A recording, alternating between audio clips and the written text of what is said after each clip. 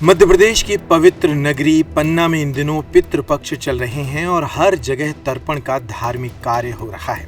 पौराणिक मान्यताओं के अनुसार पितृपक्ष में पूर्वज अपने परिजनों के नजदीक आते हैं और उनके द्वारा दिया गया दान और किए गए कर्म पूर्वजों को सीधे प्राप्त होते हैं। तो मान्यताओं के मुताबिक लोगों के साथ साथ पन्ना के जुगल किशोर भगवान ने भी अपनी रंगीन पोशाक को त्याग दिया है और 15 दिनों तक लोगों के साथ पर्दनिया गमछा लगाकर पितरों का तर्पण कर रहे हैं। पुजारी कहते हैं कि ये बहुत पुरानी परंपरा है और अब भगवान 15 दिन तक इसी स्वरूप में लोगों को दर्शन देंगे। साथ में राधा जी ने भी सफेद साड़ी पहनी है। पन्ना का जुगल किशोर जी मंदिर बुंदेलखंड का एक ऐसा मंदिर है जहां भगवान भी तर्पण करते हैं, क्योंकि ये भगवान कभी सखा बन जाते हैं तो कभी ग्वाल बाल तो कभी औरत, और अब ये भगवान तर्पण भी कर रहे हैं। ये देश का पहला मंदिर है जहां भगवान जुगल किशोर तर्पण करते हैं। पन्ना के जुगल किशोर आराध्य देव माने जाते हैं और ऐसी मान्यता है कि यहाँ की गई सारी मनोकामनाएं भगवान पूरी करते हैं। शास्त्रों में जो पितरों का नियम है वो भगवान खुद निभाते हैं। जुगल किशोर मंदिर के पुजारी अरविंद जी और योगेश अवस्थी ने इस परंपरा के बारे में बताया। ये बुंदेलखंड का जो जुगल किशोर जी मंदिर है, ये बुंदेलखंड के आराध्य देव हैं और महाराज हिंदूपत ने जब जुगल किशोर जी मंदिर बनवाया, उनकी प्राण प्रतिष्ठा वहाँ की, तो उन्हीं की प्रेरणा से ये धर्मसागर तालाब का निर्माण करवाया गया था। यहाँ पर हृदय सहाय का मुगलों से बहुत बड़ा युद्ध हुआ था। इस भूमि पर ये रक्त रंजित भूमि थी। यहाँ उनकी लाखों आत्माएं भटक रही थीं। उनके मुक्ति के लिए इस तालाब का निर्माण करवाया गया था, इसीलिए इसका नाम धर्मसागर पड़ा। इस तालाब में 11 कुएं हैं। प्रत्येक कुएं में देश की सारी पवित्र नदियों का जल और कुंडों का जो जल था वो सब इसमें भरा गया था।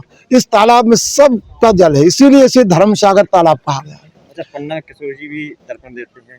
हाँ, ये पितृपक्ष जो चल रहा है, ये भाद्र शुक्ल पक्ष की पूर्णिमा से और आश्विन कृष्ण पक्ष की अमावस्या तक 16 तिथियों में यह जो देव ऋषि पितृ तर्पण होता है। इस तर्पण में यहाँ पर धर्मसागर तालाब में पूरे वैदिक विधि विधान के साथ करवाया जाता है। यहाँ पर भगवान जुगल किशोर जी भी तर्पण करने आते हैं, प्रत्यक्ष रूप से देखे जाते हुए। अभी इस समय श्वेत वस्त्र धारण किए हुए होंगे, वह भी तर्पण करते हैं। उनका पितृपक्ष में यहाँ इस धर्म स्थली में बड़ा महत्व है। यहाँ के जो बड़े पुजारी हैं, मेन वो हैं, पहले अवध बिहारी जी थे, उनके पहले कोई और रहे होंगे, उनका नाम मेरे को याद नहीं है। भगवान की तरफ से वो इन 15 दिनों अपने पितरों का तर्पण करने, पितरों को पानी देने धर्मसागर में जाके देते थे। अब इस समय जो है सबसे सीनियर डब्बू पंडित जी हैं, वो देते हैं। ऐसा माना जाता है कि श्री जुगल किशोर जी और श्री राधिका महारानी जी यहाँ सजीव विराजे हैं।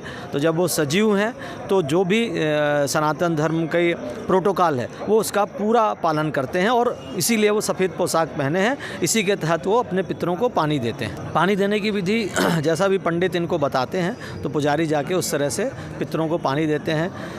तालाब में जाते हैं, वो कहीं तिल और वो थोड़ा सा देते हैं। उतना मेरे को विस्तृत में जानकारी नहीं है, हल्की सी जानकारी है कि किसी पीपल के पेड़ में या कहीं कुछ ऐसा बना के उसमें तिल से और जौ से और कुसा लेके अपने पितरों को पानी दिया जाता है।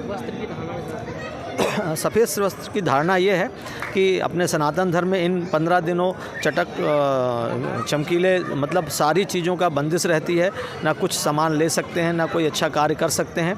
इसलिए सफ़ेद वस्त्र धारण करके वो इन 15 दिनों का एक तरह से ये कहना चाहिए कि पूरे सनातन धर्म के उसमें रहते हैं। भगवान अपने पूर्वजों को सुबह पानी देते हैं और फिर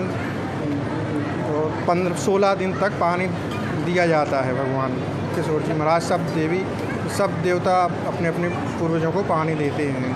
कैसी झांकी लगाई जाती है? जब सफ़ेद झांकी रहती, सफ़ेद धोती और गमछा दे के पानी दिया जाता है। भगवान देते हैं 16 दिन।